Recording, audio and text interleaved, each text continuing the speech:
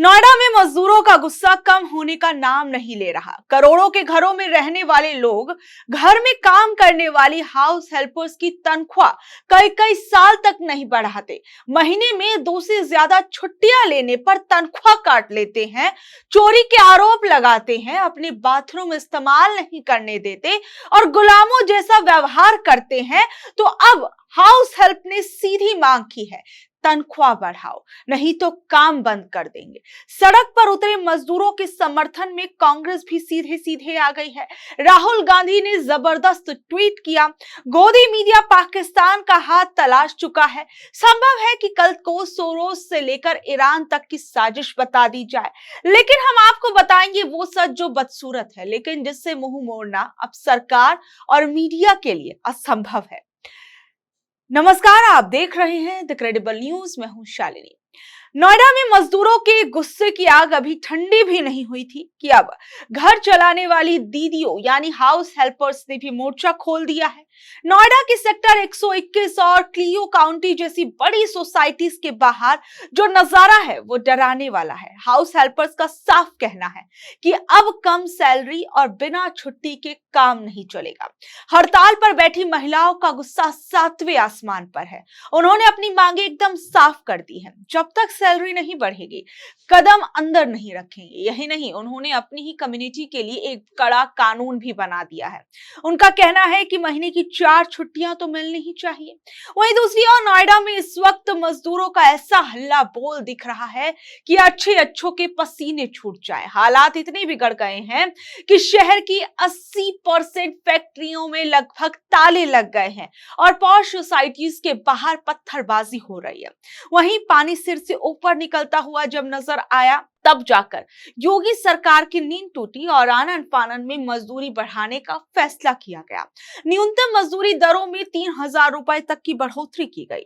बढ़ी हुई सैलरियां 1 अप्रैल से लागू होंगी। सोमवार को बवाल के बाद हाई लेवल कमेटी ने रात में कर्मचारियों के साथ बैठक की थी। इसके बाद रात 1:30 बजे सरकार ने आदेश जारी कर कमेटी की सिफारिशों पर मुहर लगाई। लेकिन सवाल यहां उठता है कि आखिर प्रशासन अब तक सो क्यों रहा था? क्या सरकार को मजदूरों की तकलीफ तब तक समझ नहीं आती जब तक कि पत्थर न चले और चक्का जाम ना हो जाए, आम लोग परेशान ना हो जाए?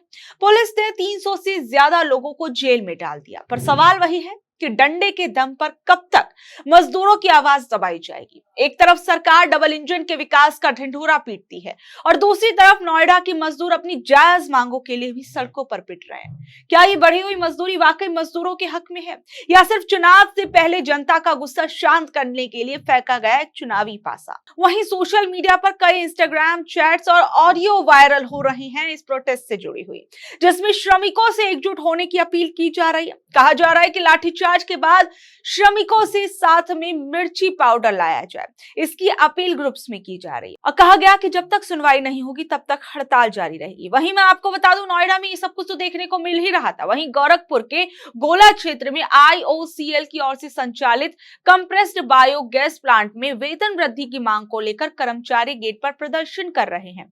अंबेडकर जयंती पर प्लांट आज बंद था। कर्मचारी वेतन वृद्धि और यात्रा भत्ता की मांग कर रहे थे।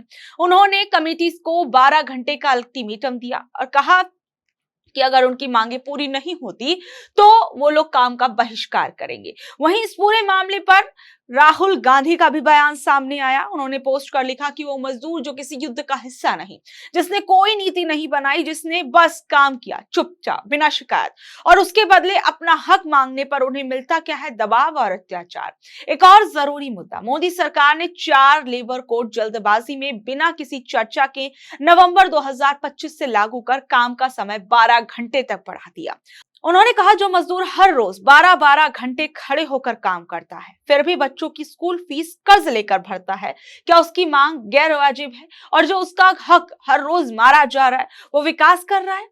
नोएडा का मजदूर 20,000 मांग रहा है। ये कोई लालच नहीं है, ये उसका अधिकार है, उसकी जिंदगी का एकमात्र आधार है। मैं हर उस मजदूर के साथ हूं जो इस देश की रीढ़ है, जिसे इस सरकार ने बोझ समझ लिया है।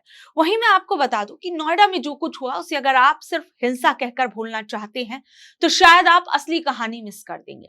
नोएडा के फेज 2 में सोमवार को जो गुस्सा सड़कों पर दिखा, ये गुस्सा कोई 1-2 दिन या महीनों का गुस्सा नहीं था, बल्कि ये सालों से जमा हुआ गुस्सा था। जरा सोचिए, एक मजदूर सुबह से शाम तक काम करता है, महीने के आखिर में 13-14 हजार रुपए मिलते हैं। उसमें से 4-5 हजार रुपए किराए में चले जाते हैं, गैस, खाना, बच्चों की पढ़ाई और सब मिलाकर कुछ बचता ही नहीं।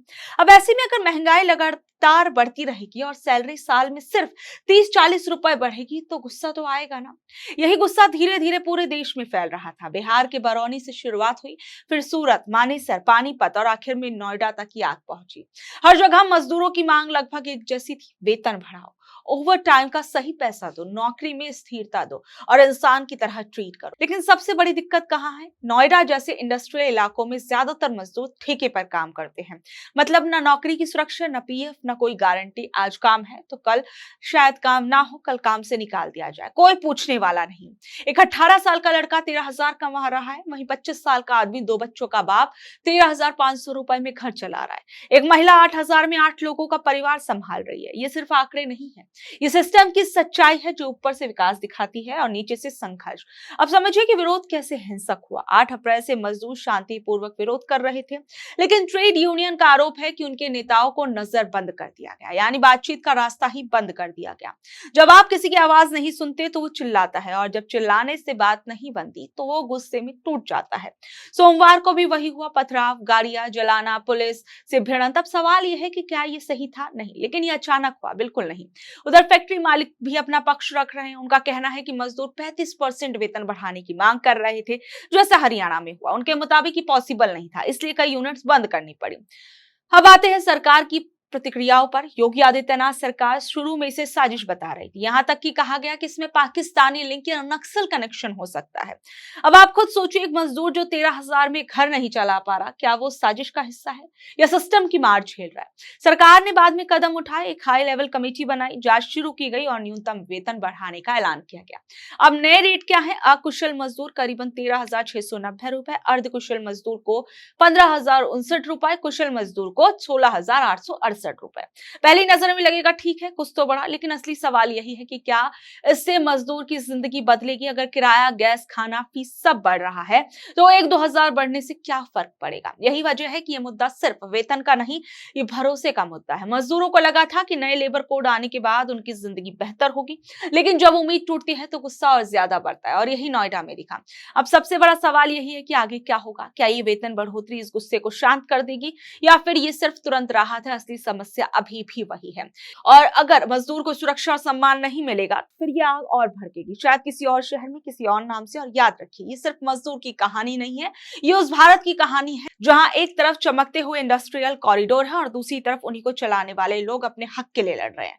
बहरहाल इस मामले पर अधिकारी क्या कुछ कह रहे हैं, जरा उन्हें भी सुनिए। सबसे पहले मैं माननीय मुख्यमंत्री जी का धन्यवाद देना चाहूंगी और हाई पावर्ड कमेटी का भी धन्यवाद देना चाहूंगी कि श्रमिकों की जो सबसे प्रमुख मांग थी वेतन बढ़ोतरी की, उसे मान लिया गया है। एंड इसके साथ साथ और भी निर्देश दिए गए हैं, जैसे कि श्रमिकों का जो वेतन है वो 10 तारीख से पहले खाते में एक मुश्त पहुंचे। इसके साथ साथ जो बोनस है वो सालाना नवंबर से पहले मिले। इसके साथ साथ अगर ओवर टाइम काम किया जा रहा है उसके लिए भी डबल वेतन दिया जाएगा। अगर साप्ताहिक छुट्टी पे काम किया जाएगा उसके लिए भी डबल वेतन दिया जाएगा।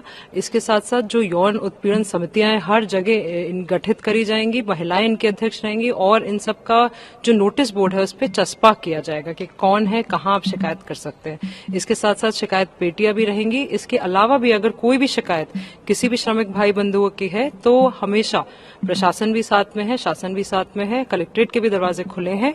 मगर सभी से मेरी ये अपील है that violence is not the answer. सभी से मेरा अनुरोध है कि गौतम बुद्ध नगर की शांति व्यवस्था को मेंटेन रखा जाए, सौहार्दपूर्ण रूप से अपनी बात को रखा जाए। और माननीय मुख्यमंत्री जी का भी धन्यवाद कि इस प्रमुख मांग को जो है मान लिया गया है। भी बना है कोई? हाँ जी, कॉल सेंटर और कंट्रोल रूम के नंबर्स भी जारी हुए हैं, उसमें भी श्रमिक अपनी शिकायतें कह सकते हैं। उसको स्वयं हम लोग मॉनिटर करेंगे, मैं मॉनिटर करूंगी और जो भी समस्याएं हैं उन पर त्वरित हम लोग कार्रवाई करेंगे। तो बहरहाल ये तमाम घटनाएं मैंने आपको बताई। एक तरफ जो है नोएडा के अंदर मेड्स भी सड़कों पर उतर आई, वहीं दूसरी ओर ये मजदूर जो है वो लगातार संघर्ष कर ही रहे थे अपने हक के लिए। अब आप लोग इन तमाम स्थितियों को किस तरीके से देखते हैं, नीचे दिए कमेंट बॉक्स में अपनी राय जरूर बताइएगा। और ऐसे ही अपडेट्स जुड़े रहने के लिए देखते रहिए द क्रेडिबल न्यूज। मैं हूं शालिनी, धन्यवाद।